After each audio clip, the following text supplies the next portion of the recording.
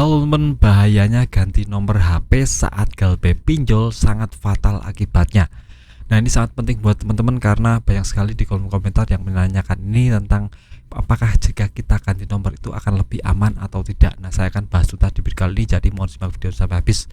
Nah, pada saat kita melakukan yang namanya ganti nomor HP itu artinya putus sudah hubungan kita dengan yang namanya developer. Developer menghubungi kita tidak akan pernah bisa, teman. Kalau dihubungi pasti nomornya tidak aktif seperti itu.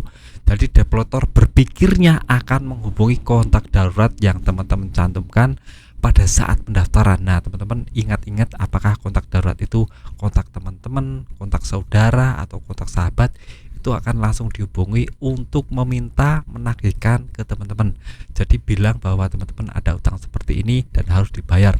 Nah, itu menyangkut kredibilitas teman-teman dan harga diri teman-teman. Teman-teman akan malu sendiri karena ditagih oleh sahabat sendiri, ditagih atau saudara sendiri. Itu akan buat teman-teman malu sendiri. Nah, itu harus teman-teman lakukan, yaitu mengedukasi teman-teman atau sahabat teman-teman atau saudara teman-teman tentang kondisi keuangan teman-teman yang sedang tidak baik-baik saja dan memang ada hutang yang harus dibayar, tapi untuk saat ini tidak bisa bayar karena ya ekonominya sedang turun. Seperti itu harus diedukasi ya teman. Itu kontak darurat akan dihubungi terus. Nah, kalau kontak darurat merasa tidak bisa membantu, developer akan ke jalan yang lain ya teman. Jalan yang lain itu adalah tentang menghubungi semua kontak di HP. Ini berhubungan dengan sadap kontak HP atau mengizinkan kontak HP dibaca oleh yang namanya developer.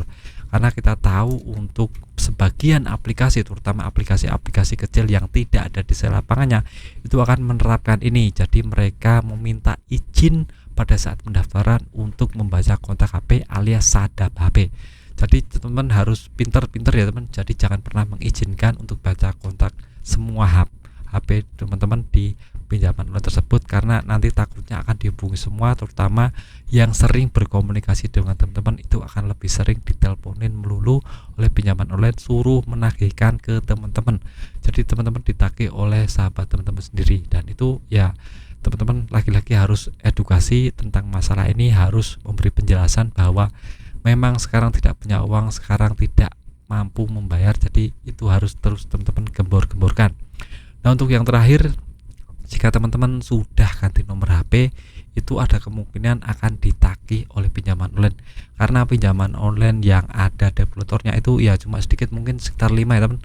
Akulaku, Kredivo, HCI, EasyCash itu mungkin ada yang namanya developernya menagih ke rumah teman-teman. Jadi jika nomor teman-teman tidak aktif, mereka akan langsung cari alamat teman-teman, apakah itu bisa menjadi opsi buat developer datang ke rumah atau tidak.